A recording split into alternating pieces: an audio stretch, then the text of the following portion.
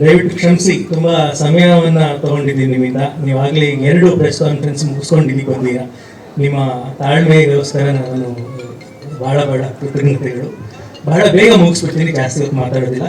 ಆದರೆ ನಾನು ಮಾತಾಡೋದಕ್ಕಿಂತ ಮುಂಚೆ ನನ್ನ ಡೈರೆಕ್ಷನ್ ಟೀಮ್ ಅವರು ದಯವಿಟ್ಟು ಸ್ಟೇಜ್ ಮೇಲೆ ಬರಬೇಕು ನಾನು ಕೇಳ್ಕೊಳ್ತೀನಿ. ನಾನು ಯಾಕವ್ರನ್ನ ಸ್ಟೇಜ್ ಮೇಲೆ ಕರಿತೀನಿ ಅನ್ನೋದಕ್ಕೊಂದು ವಿಷಯ ಇದೆ. ಈ ಸಿನಿಮಾ 80ನೇ ಇಸ್ವಿಲಿ ನಡೆಯುವಂಥ ಕಥೆ.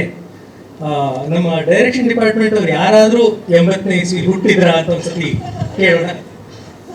ಸೊ ಇದು ನನ್ನ ತಂಡ. 80ನೇ ಇಸ್ವಿಲಿ ಹುಟ್ಟಿಲ್ದಿದ್ರು ಸಹ ಅವರು ಅದನ್ನ ಚಾಚು ತಪ್ಪದೆ ರಿಸರ್ಚ್ ಮಾಡಿ ನಾನೇ 80ನೇ ಇಸ್ವಿಲಿ ಇದ್ದವರು, ನಾನು ಕೂಡ ತಪ್ಪು ಮಾಡದೇ ಇರೋ ನೋಡ್ಕೊಂಡಿದ್ದವರು ಈ ನನ್ನ ತಂಡ. ಅದಕ್ಕೋಸ್ಕರ ನಾನು ಅವ್ರಿಗೆ ಕೃತಜ್ಞತೆಯನ್ನು ಹೇಳೋದಕ್ಕೆ ಇಷ್ಟಪಡ್ತೀನಿ.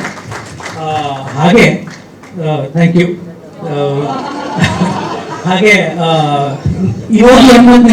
ಅಂತ ಕಳಿಸ್ಬಿಟ್ಟು ಇನ್ನು 3 ಜನನ ನಟರನ್ನ ನಾವು ಸ್ಟೇಜ್ ಮೇಲೆ ಕರೆಯೋಕ್ಕಾಗಲಿಲ್ಲ.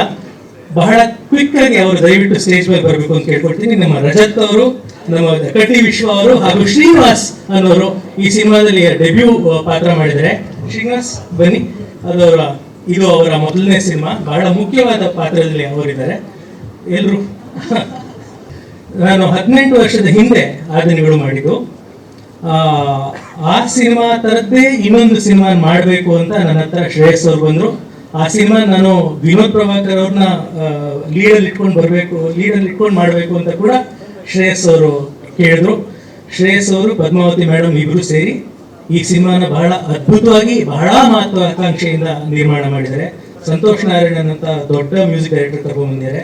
ನನ್ನ ಆದನಿಗಳು ಸಿನಿಮಾದಲ್ಲಿ ಇದ್ದಂಥ ಆಶೀಶ್ ವಿದ್ಯಾರ್ಥಿ, ಅತುಲ್ ಕುಲಕರ್ಣಿ ಮತ್ತೆ ಈ ಸಿನಿಮಾಗೆ ಬರಲೇಬೇಕು ಅಂತ ಇನ್ಸಿಸ್ಟ್ ಮಾಡಿದವರು ಅವರು. ಸೊ ಈ ಸಿನಿಮಾ ಹೀಗೆ ಬರೋದಕ್ಕೆ ಬಹಳ ದೊಡ್ಡ ಕಾರಣ ನಮ್ಮ ನಿರ್ಮಾಪಕರು.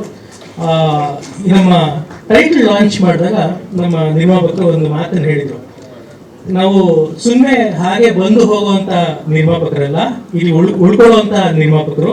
ಒಂದು ಇತಿಹಾಸನ ಸೃಷ್ಟಿ ಮಾಡಕ್ಕೆ ಹೊರಟಿದ್ದೀವಿ ಅನ್ನೋ ಒಂದು ಮಾತನ್ನು ಹೇಳಿದರು. ಅದೇ ಟೈಟಲ್ ಲಾಂಚಲ್ಲಿ ನಮ್ಮ ವಿನೋದ್ ಪ್ರಭಾಕರ್ ಅವರು ಒಂದು ಮಾತು ಹೇಳಿದರು. ನಾನು ಬರೀ ಬೆವರು ಮಾತ್ರ ಕೊಡೋದಿಲ್ಲ ಈ ಸಿನಿಮಾಗೆ, ನನ್ನ ರಕ್ತನೂ ಕೊಡ್ತೀನಿ ಅಂತ ಹೇಳಿದ್ರು.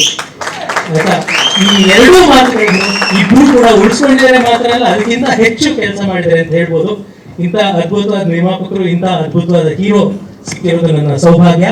ಹಾಗೆ ನಮ್ಮ ಛಾಯಾಗ್ರಾಹಕರು HC ವೇಣು ಅವರು, ನೋಡಿದ್ದೀರಾ ಅವ್ರನ್ನ ಎಷ್ಟೋ ಸಿನಿಮಾಗಳಲ್ಲಿ ನೀವು ಅವರ ವರ್ಕ್ ನೋಡಿದ್ದೀರಾ. ಇದು ಅವರ 51ನೇ ಸಿನಿಮಾ. ಅದ್ಭುತವಾಗಿ ಸಿನಿಮಾಟೋಗ್ರಫಿಯನ್ನು ಮಾಡಿದ್ದಾರೆ.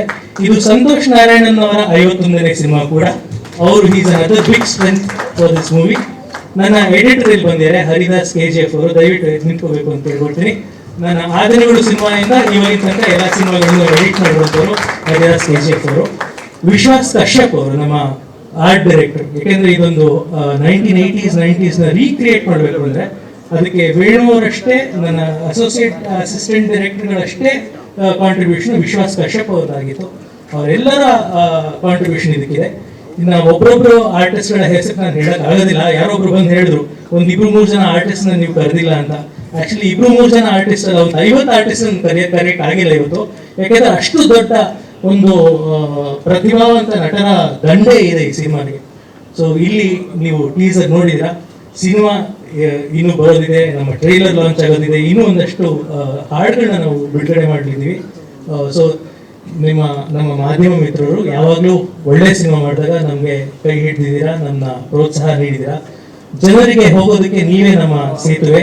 ದಯವಿಟ್ಟು ಈ ಸಿನಿಮಾಗೆ ಆದಷ್ಟು ಪ್ರಚಾರವನ್ನು ಕೊಡಿ. ನಮ್ಮ ನಿರ್ಮಾಪಕರಿಗೆ ಅದರಿಂದ ಜನರ ಹತ್ರ ಹೋಗೋದಕ್ಕೆ ಅವಕಾಶ ಮಾಡಿಕೊಡಿ. ಜನರು ಈ ಸಿನಿಮಾ ಬಂದು ನೋಡಬೇಕು ಅನ್ನೋ ಹಾಗೆ ಮಾಡಿ.